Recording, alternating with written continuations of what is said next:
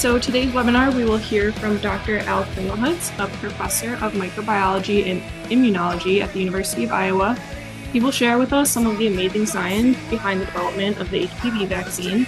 With all that said, please go ahead and get us started, Dr. Klingelhutz.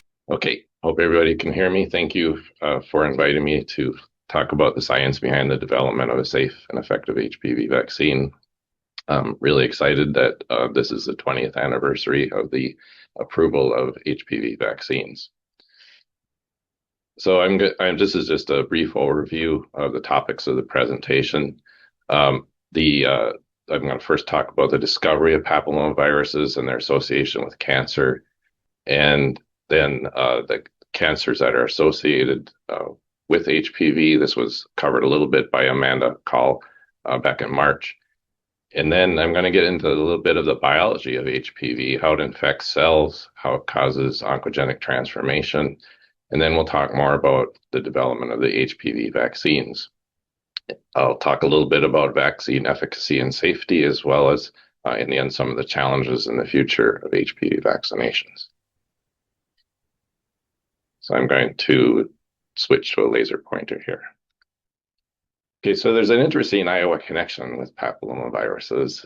Richard Shope, shown here, was born in Des Moines, Iowa, and he went to the University of Iowa. And he was a famous virologist who did most of his work at Rockefeller University. And he first identified what is now called the Shope papillomavirus that infects cottontail rabbits. He and others first noticed this in Western Iowa a long time ago. And you can see this poor rabbit down here with all these lesions growing out of its face. And it's might be that this gave rise to the legendary jackalope that is on the walls of many bars in Western states, including Western Iowa. But it really wasn't until the early 80s when Dr. Harold Zerhausen made the real strong connection and proved definitively that HPVs, or human papillomaviruses, could cause warts and cervical cancer. And this was actually a very controversial topic for a long time. Many researchers thought it was herpes viruses that did this, but he proved that it was HPVs.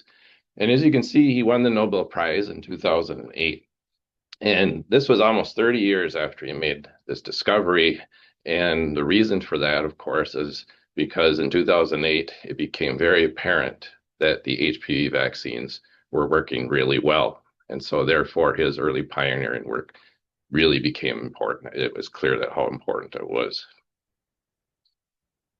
Now, Dr. Zerhausen came to Iowa for a visit in 2012. And since I had been working on HPV as a postdoc and an early scientist, this guy was like a rock star to me, right? So I was really nervous about the whole thing, but it was quite an honor to get to meet him. He turned out to be really a very gracious man who was easy to talk to. Unfortunately, he passed away recently in 2023, but certainly has a very good legacy behind him. So there are many different types of papillomaviruses, not just cottontail rabbit papillomaviruses or human papillomaviruses. In the humans, there are over 200 types that have been identified, and these cause skin warts, genital and oral warts, anal genital cancer, oral cancer. There's also bovine papillomaviruses that affect cattle and horses, causing warts and carcinomas in those animals. And papillomaviruses are found in numerous other mammalian species, but also reptiles and even fish. So they're very widespread, very common, and they're almost always species specific. So we don't get papillomaviruses from other animals. Maybe at some point in history they jumped to us, but they don't pass around from species to species. So papillomaviruses infect cutaneous and mucosal epithelial cells. So these are the cells that are on your skin or the mucosal lining of, say, your cervix, for example. And the mucosal types are generally sexually transmitted, and the cutaneous types are transmitted by contact. The infection is persistent, so anybody who's had a wart knows this really well, right? It takes a long time for your immune system to kick in and get rid of that wart. And sometimes you have to assist that by burning it off, so on. So an immunocompetent individual usually can get rid of these HPV-associated lesions, but they're much more persistent in immunocompromised patients. And HPV warts and cancer are much more common in patients with AIDS, for example. So the infection usually causes a wart or other usually benign proliferation, but of course, as we know, some can cause cancer.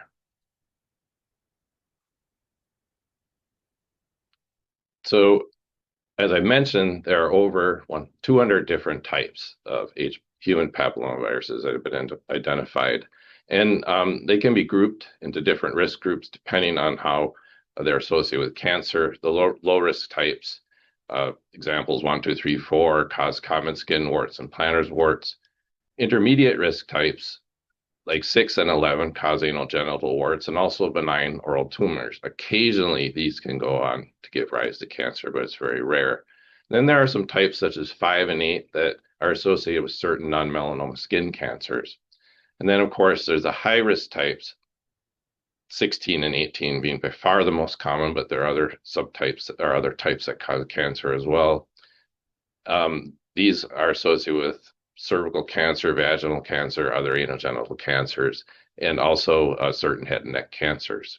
Now, infection with a high-risk virus type is very common, and it's thought that by the time an adult is 45, the one who is sexually active, the incidence of a current or previous infection is as high as 50%. And so these viruses are quite common. And I just wanted to put this slide up here to really illustrate just how prevalent cervical cancer still is in the world. It is still the second leading cause of cancer deaths in women worldwide. Now, you can see that there are differences depending on the country, and this has to do with several factors. One, of course, is the fact that in some countries there's better health care, better screening that can detect early lesions before they turn into cancer. But also another important factor is one I kind of already mentioned. If you have an immunocompromised population, such as one that has a lot of AIDS, for example, or HIV, HPV-associated cervical cancers are much higher in that population as well. But clearly, cervical cancer is still a big problem. Now, this was covered a bit by Amanda Call back in March, but I just wanted to show you the main cancers that are caused by HPV. The worldwide cases are on the top here, and USA cases are on the bottom. And for the most part, they're very similar, except for oropharyngeal cancer, as I'll mention in a second. So nearly all cervical cancers are caused by HPV, right? As are most anal cancers. For vulvar and vaginal cancers and penile cancer, it's around 50%. Now, worldwide, it's about 40% of oropharyngeal carcinomas are caused by HPV. But in the US, it's around 60 to 70%. And it's unclear why. And you can also see that HPV-associated oropharyngeal cancers are more common in men than in women, which is interesting. So if we look at just the different types of HPVs that are associated with the cancers, what I wanted you to take home from this slide really is that HPV 16 and 18 are by far the most common, 16 being the most common. And so you can see here for cervical and vulvar and vaginal cancer and penile cancer that of those that are associated with HPV, it's almost all 16 and 18. But there are other types as well that are associated with HPV, and that's why we need additional vaccines beyond 16 and 18. For oral cancers, these are oropharyngeal cancers. Again, by far the most common HPV types that are associated with oropharyngeal cancers are 16 and 18. Really, 16 is even more common than it is even in the anogenital cancers for oropharyngeal cancers. As you look at some of these other oral cancers, just in the oral cavity and laryngeal cancers, for example, the prevalence of HPV association is lower. And so there are there's a good percentage that aren't caused by HPV in this case, that are caused by other factors such as tobacco and drinking and so forth. So this is a very simplified version of the HPV virus. And like all viruses, there's a capsid shell that protects the nucleic acid that's inside. And for HPV, the nucleic acid is double-stranded circular DNA. You can see here, and these are some histones that the DNA wraps around. Okay. Now, of course, some viruses have envelopes. HPV does not. It's called a non-enveloped or naked virus, right? So how does HPV get into your cells? Well, this is a stratified epithelium, right? This could be your skin, for example, or the epithelial lining of your cervix. And what it has is what these stratified epithelium has is this basal layer of cells. And this is attached to a basement membrane in the dermis, which has fibroblasts and so on. And it's these basal cells that are the dividing cells, right? So these get pushed up into the suprabasal layer and they begin to differentiate. They express lots of keratins and other factors. And as they push up towards the surface, some of them even lose their nuclei. But in the end, they form this really nice cornified envelope, which is the protective layer that really protects us from infection and from loss of water and so forth. So how does HPV get into this system? Well, it has to be through a tear or a lesion. And HPV wants to infect the basal cells. That's where the receptors are, and that's what it needs to get into in order to replicate. And so it'll get into those basal cells, and it will only replicate to a few genome copies. Okay, that's what these yellow circles are showing right here. And then you might get healing of that tear or lesion. And then the virus, the genome will replicate even more as it goes into the suprabasal layers. There are different triggers that trigger this amplification. But what happens at this point is the HPV is expressing some of its genes. And what this does is it causes the cells in the suprabasal layer to actually proliferate when they usually do not. And so you can see this thickening of the epidermis right here, and that's a wart, right? So as these cells continue to make HPV genomes, they're not making infectious virus yet, but as they go towards the surface, they start expressing the viral capsid genes, and then they package their genome into those viral capsids, and they start making infectious virus. And those infectious virions are then released from the surface, either as part of the squames, as they're called, these flat unnucleated cells here, or they're released individually to go on to cause another infection. Okay, so I wanted to show you a real wart. I'm not going to show you any anogenital warts. These are just warts on your skin, and I compare it to normal skin. And you can see here, these are different magnifications, but you can see in the normal skin that this is fairly well controlled proliferation, and there's a nice cornified envelope up here, right? And this is the dermis underneath. But if you look at the wart itself, you can see that things have gone wild, right? So like I said, this is a lower magnification, but you can see that the epidermis is there. It's thick and it's aberrant proliferation. There's a lot of really uncharacteristic cornified envelope here where you get this keratin that's all over the place. So things have really gotten out of control. Now you can reproduce this to some degree if you take normal cervical epithelial cells and you put HPV-16 genome into them. And so what I'm showing you here are normal cervical epithelial cells on the top that are grown on an insert where you feed the cells from beneath, and this is an air-liquid interface. And you can see the basal cells right here, and these then go into the suprabasal layer and they start putting together this cornified envelope. But now look at the cells in which HPV-16 genome has been put into them, and you can see this wild dysplasia that's occurring and aberrant differentiation. So I wanted to get a little bit into how the virus is doing this. And so don't be too alarmed by all of this, nomenclature on the right here. This is the HPV genome. It's double-stranded DNA, and it consists of only really 8,000 base pairs. And so for comparison, the human genome is 3 billion base pairs. So this is a small little virus, and it has only 8 genes, right?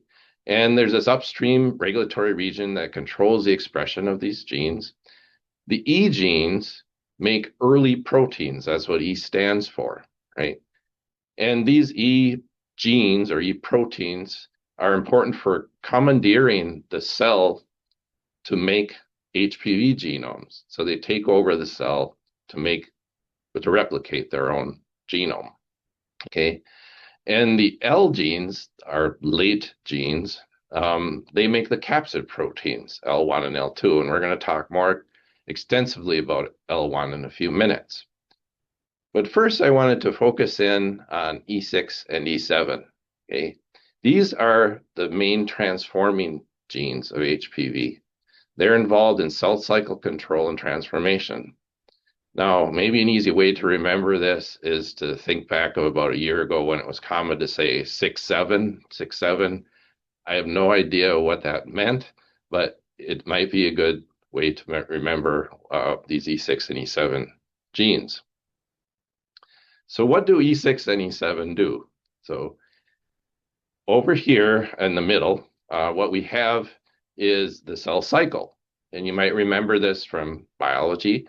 And for the cell cycle, you have GAP1, GAP2, and synthesis and mitosis segments. So the cell has to make a decision in this G1 stage right here as to whether it's going to synthesize DNA or not. And this is really an important decision for a cell, because if something is wrong in the cell, like if there's DNA damage, the cell doesn't want to go through this process, right? And so the cell has these cell cycle control proteins. They are P53 and RB. There's some other ones as well. And these are really important proteins, right? Because they hold the cell in G1 to prevent it from going to S if the conditions aren't right for the cell to go forward, right? Now, P53 you might have heard about before. It's been called the guardian of the genome, right? It gets turned on when there's significant DNA damage in the cell. RB holds on to the cells when things aren't just right for the cell to go forward. Now, both of these proteins or components of the pathways that regulate these proteins are mutated in most cancers, right? RB hangs on to this transcription factor called E2F. A transcription factor is something that turns on genes. And the E2F is able to turn on DNA synthesis genes, right? So where do E6 and E7 come into play here? So E7 comes in and it effectively causes the degradation of RB.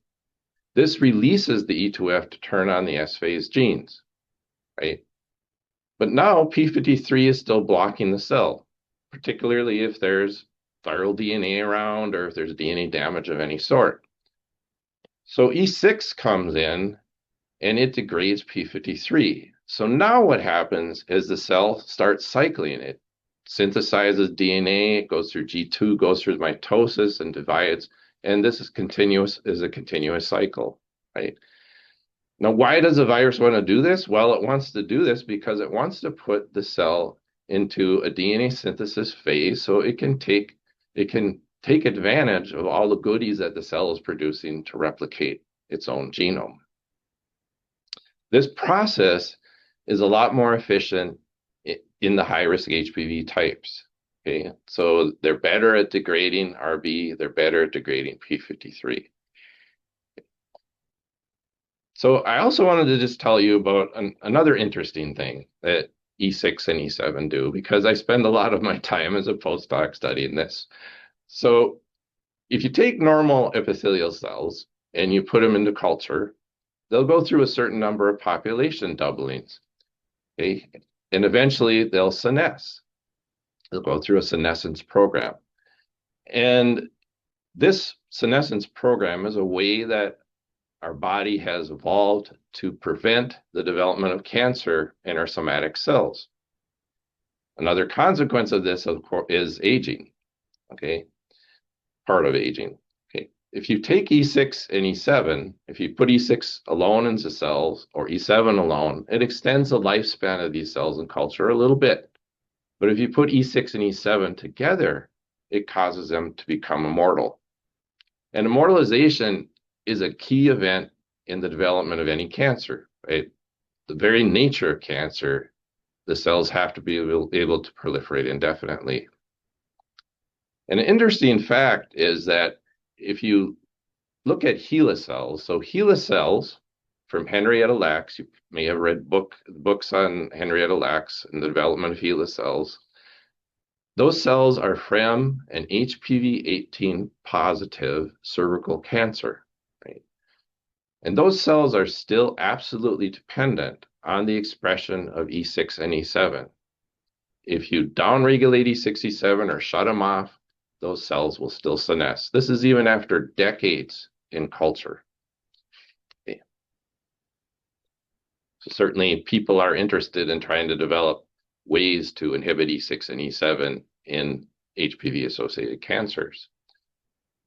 But even with these really potent oncogenes that the virus has, most HPV infections do not lead to cancer, thankfully. Okay? So this upside down pyramid here is showing you the rates of subclinical HPV infections. So these are high-risk HPV type 16 and 18. You can see how many cases are estimated to be in the United States alone, 10 million. Not all these cases give rise to cancer. Some of them will become low-grade dysplasias or even advanced high-grade dysplasias, and only a certain small percentage will become cancer. So most HPV infections are cleared by a good immune system, thankfully, right? And thankfully, most of these early lesions are treatable before they turn into overt cancer, but they have to be detected early. And this is a schematic showing how HPV infection can progress to cancer through these different grades, cervical interepithelial lesions, or CIN1, 2, and finally to cancer and invasive cancer. Now, this whole process can take decades to occur, right? Doesn't happen right away. It requires a persistent infection first to go through the CIN stages, and then I'll tell you about an event that occurs that leads to the development of cancer. But this can take several decades to happen.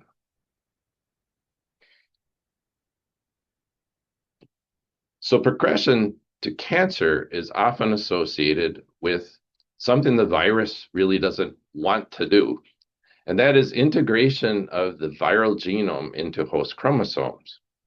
So here, this cartoon is showing you an HPV infection in the stratified epithelium, just like I showed you before.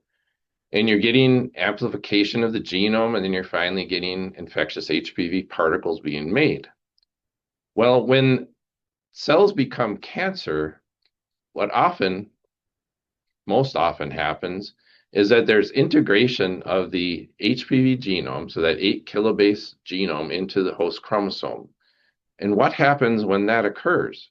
Well, when that occurs, you get loss of capsid gene expression. Okay, so your immune system can no longer recognize these cells with the L1 antibodies that they might have created.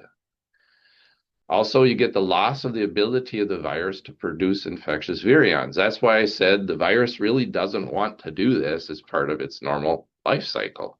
It's no longer producing infectious virions.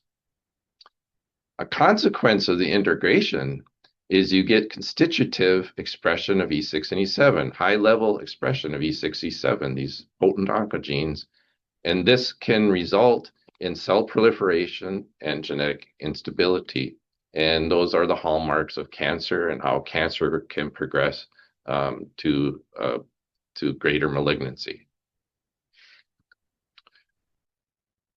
So I just wanted to put this slide here to really emphasize how important it still is for women to get pap smears, because using a pap smear, you can detect these early HPV-associated lesions. And unfortunately, the nomenclature for pap smears is different for biopsies. In biopsies, they're called CINs. Here, they're called squamous interepithelial lesions, or SILs. But the comparison is that low-grade SILs are more comparable to CIN1s, and high grades are CIN2s and 3s. But the thing that I wanted to emphasize here is that you can detect these cells, and this will tell you if you have an early grade lesion or invasive cancer. At the same time, it's standard now with your pap smear to also get DNA testing for HPV. And this is really important because the presence of a high-risk virus with a pap smear that is high-grade SIL is very indicative of cancer, and therefore that tells you that that cancer needs to be treated, or that pre-cancer needs to be treated. Something needs to be done. Presence of the low-risk type might help to rule out cancer. So it's still very important for women to get pap smears and testing for HPV. And for other types of cancers, there's not the pap smear that's available, but there is DNA testing, and that's been really important for diagnosis as well, and detecting early grade lesions. Okay, so now that you know a lot about HPV and how it causes cancer, let's talk more about the vaccines. I say finally here because that's what this talk is about, right? Okay, so what attributes might lead to an effective and safe HPV vaccine? Okay, perhaps you'd want an assembly of the virus capsid proteins, those outer proteins that resemble the real virus. That seems like it would be ideal, because this would be expected to elicit an immune response that can counteract a real infection. So one of the reasons I talked about HPV genome and E6 and E7 is another thing that you probably should avoid is having DNA from the real virus. You don't want to introduce DNA from the real virus that could cause cellular transformation. You don't want to have that risk at all, okay? And of course, the vaccine needs to have strong and sustainable antibody responses to effectively neutralize any incoming real virus. And you might need some good T cell responses, so other immune components might need to be activated to get a good response. And you may need to make a different vaccine for each HPV type. Okay? So let's take a little bit closer look at the HPV virus. Okay, this is a HPV virion, an electron microscopy image of it, cryo-electron microscopy. So the virus consists of the capsid consists of L1 and L2. Okay, the L1 capsid proteins that I just circled right here make up what's called a capsomere. It's also called a pentamere or penton, and that's because it has 5 L1 proteins in it. Okay. L2 is right in the middle. Okay. So there are 72 of these pentameres that make up the entire capsid. Remember, this capsid then forms this outer shell, and inside is the DNA. Okay, the entire capsid has an icosahedron shape, right? So icosa means 20, and I'm just illustrating the faces of this shape right here. You're only seeing 5, but there are 20 on this structure, right? Okay, so that's an icosahedron shape, and you might start recognizing this if you made any origami viruses, right? Okay, so how do you make this HPV virion? How do you make the vaccine? Well, it was discovered that if you just take the L1 gene, right, from the human papillomavirus genome, you take the L1 gene and you put it in what's called an expression vector and or a plasmid. You put this into yeast. There's also other ways to do it using a system called baculovirus or insect cells. What this does is it will make the L1 protein, HPV L1 protein, right? And then you purify this, and in the right conditions, it will come together to make this penton or this capsomer, pentamer. And then if you get a lot of these will assemble together into an actual virus-like particle. And that's what's shown in my background back here, right? Okay, all you need is L1 for this. You don't even need L2. Some vaccines were created with L2, but they didn't seem to have any more effect than just using L1 alone. Okay, so here you have L1, and this is actual electron microscopy here of virus particles. And here are the virus-like particles right here. They're very similar, and they're not identical. You can see there's nothing inside of them from this perspective. And that's true. There's no nucleic acid inside of them. There's no DNA. Okay. So now let's just look at making a virus. I hope some of you made your virus, right? And this is what mine looks like. Yours might be a little better. Mine has a few creases and so on. But I just wanted to, this isn't exactly an HPV virion, but it's very close. And a lot of viruses are this way. But this could very much represent an HPV virion. It has a icosahedral shape and so on.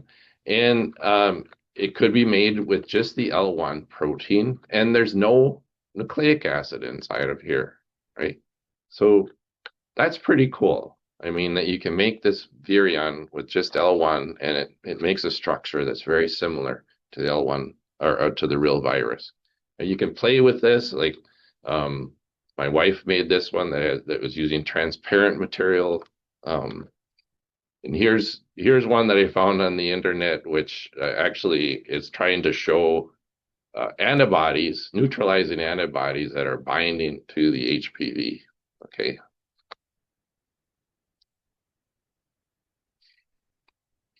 So the L1 virus-like particles, or VLPs, were found to have a very strong and durable antibody response. And it was mainly specific for the vaccine type that was used. And this was first done in animals and then in humans and test subjects. And what they found, so this is using the serum from people who have been vaccinated with 3 doses of HPV 16 or 18 virions. And you can detect the antibodies in your serum using something called an ELISA. So over here is the viral antigen, which could be your VLP capsid right here. And if you have antibodies in your serum, that'll bind to that, and then use another antibody that has an indicator on it, maybe some sort of colorimetric or glowing sort of molecule that you can use for detection.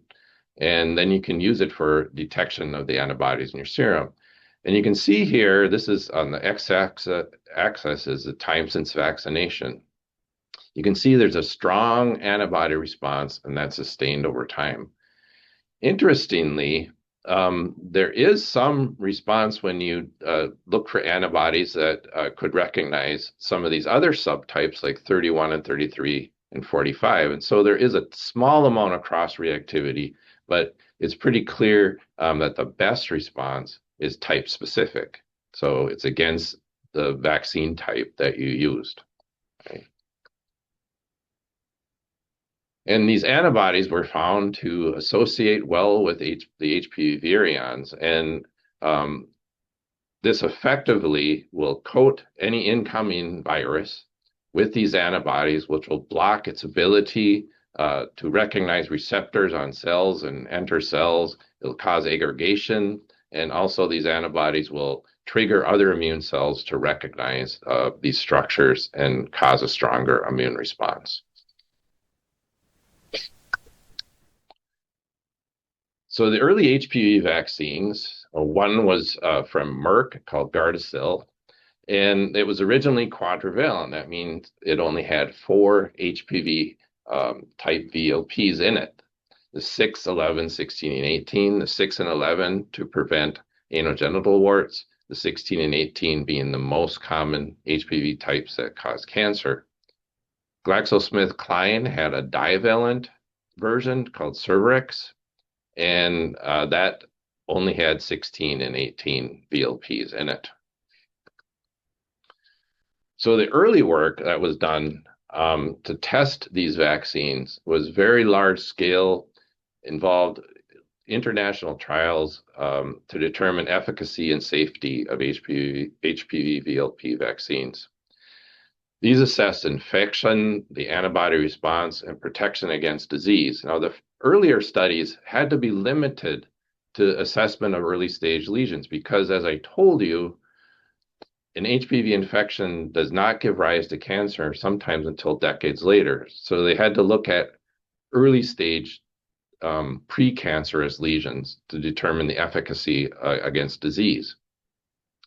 There were tens of thousands of participants in these studies, and the high numbers were needed to determine if there was disease prevention.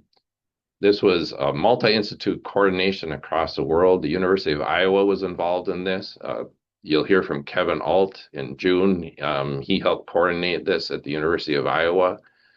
They try to get volunteers, say freshman students, freshman women would come in, and then they would follow them up for the 4 years that they were here, and also try to follow up afterwards as well. A long-term follow-up is needed to really determine if you can prevent, say, full-blown cervical cancer.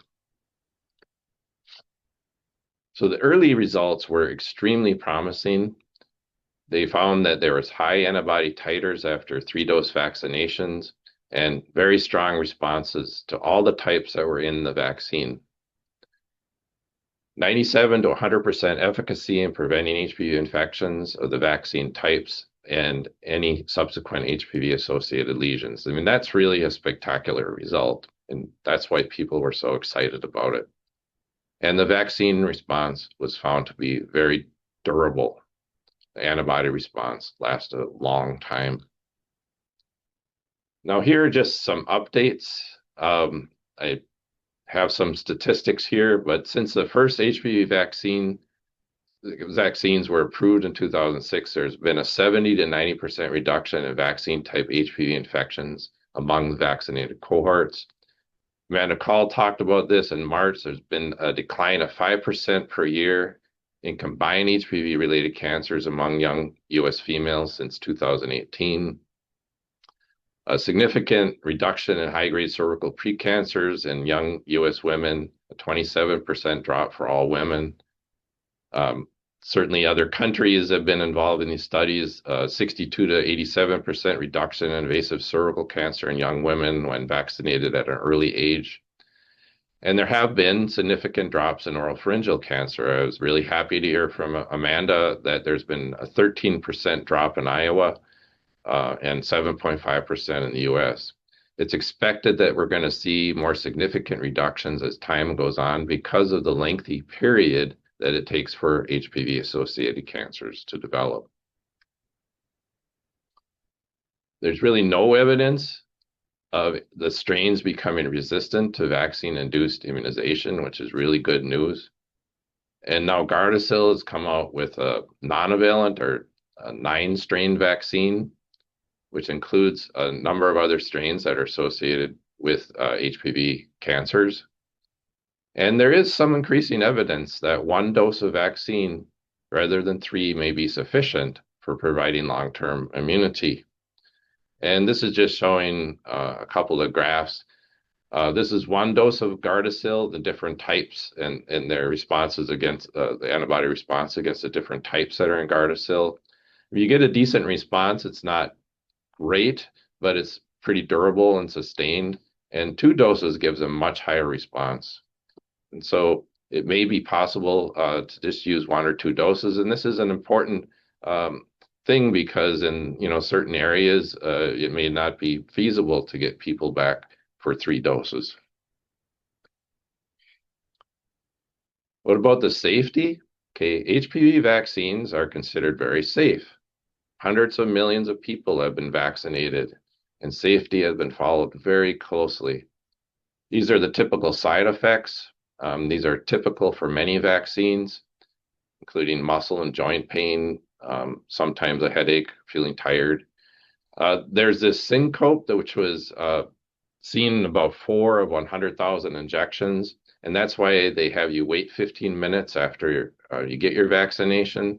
There are some very rare allergic reactions, and this is actually most likely due to the residual yeast components. Remember, I told you that the vaccines are made in yeast, and so there might be some yeast proteins that are still there, even though they purify the L1 particles. It's very rare, though. There's no evidence that HPV vaccines cause reproductive problems. There's no evidence that HPV vaccines disrupt pregnancy, although they're not recommended for pregnant women. It's not really a worry if a woman finds out that she's pregnant after she's been vaccinated. There's no evidence that HPV vaccines cause developmental problems, and there's certainly no evidence that HPV vaccines cause cancer. Okay, what are some of the challenges of HPV vaccination? Well, the vaccines are prophylactic, not curative, right? They do not get rid of cancers, HPV cancers, okay? Especially if HPV is integrated into the genome, they're not effective in those cases. And millions of people are still at risk for getting HPV-associated cancers if they've been infected in the past. The acceptance of the vaccine, okay, there's very low compliance for boys. There's the question of why should boys care when HPV is a woman's problem? Well, that's not true, right? Boys can get oropharyngeal cancer. There's concerns over safety. This is almost entirely due to misinformation. There's religious objections, and there was even a concern over promiscuity, that if you got an HPV vaccine, you'd become more promiscuous, which there's no evidence for that either. There have been some issues with distribution and recommendation of the vaccine by healthcare providers. Not everyone is recommending the vaccine like they should. Originally, there were issues with costs, but insurance does pay for it. Of course, that could change in the future. And I put this down here that there are multiple types that the main types are covered, especially by the nonavalent vaccine, but it is possible that there are other types that could emerge, and they could become problems. It would just require that you'd have to make a vaccine against them. So where to go from here? Well, I think it's important to increase HPV vaccination rates for both boys and girls. This is going to have to be done through education to counteract misinformation, to really get communication out to healthcare workers that the vaccine is safe and effective, and get them to recommend it to young people before they become sexually active. We need to continue to monitor long-term results of vaccination. We need to really nail down how effective these vaccines are at preventing cancer. And those results are coming out now clearly, but I think they're even going to become stronger as time goes on. And this doesn't have to do with the vaccines, but we really need to improve therapies for HPV-associated cancers in general. Okay, so I really think, this is the vaccines are truly a breakthrough worth celebrating. I wanted to give a shout out to all the scientists, clinicians, nurses, healthcare workers, epidemiologists who performed the research and contributed to all these studies to make this breakthrough possible. Thanks to all the volunteers, the tens of thousands of volunteers that participated in the trials. thanks to the funding agencies like the NIH and the NSF and ACS, and also the agencies that help organize all these studies like the CDC and the World Health Organization. And I would like to thank you for listening. And I can take questions.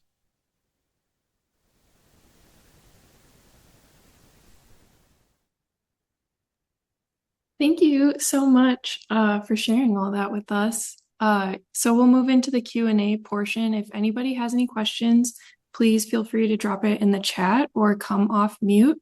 Just as a reminder, this is a recorded public forum, so just keep that in mind with what you choose to share.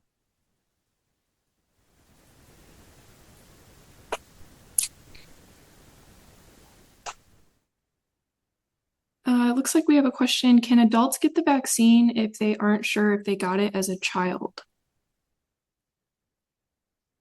Yeah, it is possible. They aren't recommending it for anyone who's over 45. I don't think that seems fair in my opinion. Like what? Do you stop being sexually active after 45? No, you don't. But I don't know. Usually that's the recommendation. You can still get the vaccine, and it could protect you from other types. You might have, had one type when you were younger and cleared that virus, but getting the non-valent vaccine could protect you from the other types.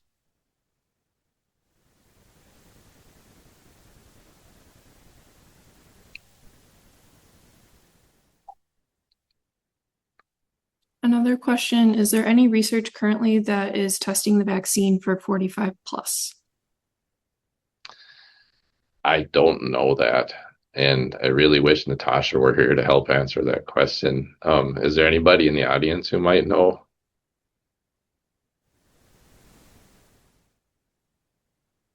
Yeah, sorry. I honestly don't know that. I'd have to look that up.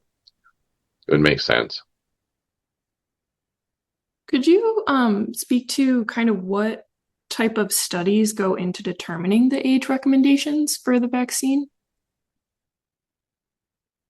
No, I'm not really the best person actually to talk about that. I think they mostly just focus on when they think that people are not just sexually active, but also uh, how long the cancer takes to develop, right? And so they want to, get the vaccine before a person becomes sexually active to protect them. And then I don't know, after 45, there isn't as great of a risk for getting an HPV associated cancer in the sense that if you get an infection, I believe this is true, if you get an infection at a later age, it's not as significant as a risk as if you get it when you're younger. But I honestly don't know about the science that goes into that. No worries, thank you. We have a question in the Q&A box. Why do some vaccines make people faint? Oh, that's a good question.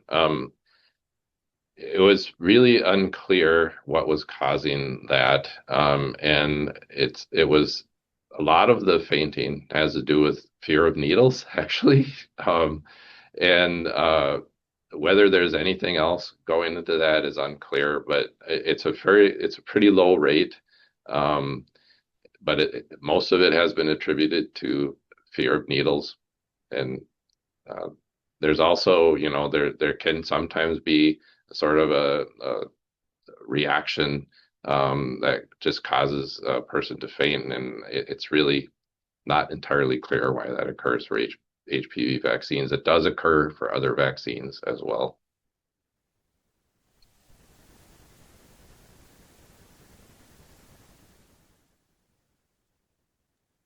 Any other questions from anyone?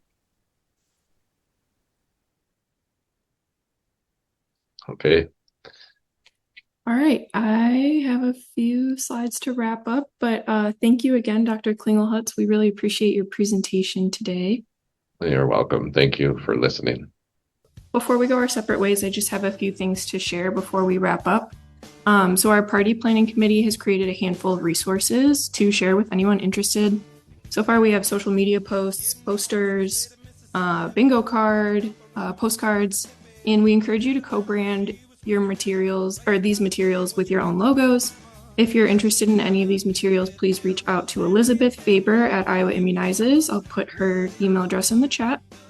And then the Midwest Immunization Consortium is hosting a virtual HPV birthday celebration on June 1st from 12 to 1 p.m. Central, and we'd love for you all to join us. You can register by scanning the QR code on the screen. I'll also drop the link in the chat. The event will explore the partnerships and policies driving HPV prevention and the effort to eliminate HPV-associated cancers. And then Iowa Health and Human Services is hosting a webinar on the role of HPV vaccination in cancer prevention, specifically focused on oral cancer prevention. The webinar is scheduled for June 12th from 12 to 1:30 and offers an hour and a half of continuing education credit for free. The QR code to register is on the slide. And then the American Cancer Society is hosting a 2026 virtual state engagement HPV summit focused on breaking through the noise, the power of partnerships. The summit will be held from 12 to 2 p.m. Central on July 21st, 22nd, and 23rd. We encourage you to register using the QR code on the slide. And finally, our next webinar is scheduled for Wednesday, June 10th from 12 to 1 p.m. Central. We will hear from Dr. Kevin Alt, who was involved in the HPV vaccine trials at the University of Iowa. And that's everything. Thank you again for joining us, and thank you, Dr. Klingelhutz, for presenting. Hope you all have a great rest of your day.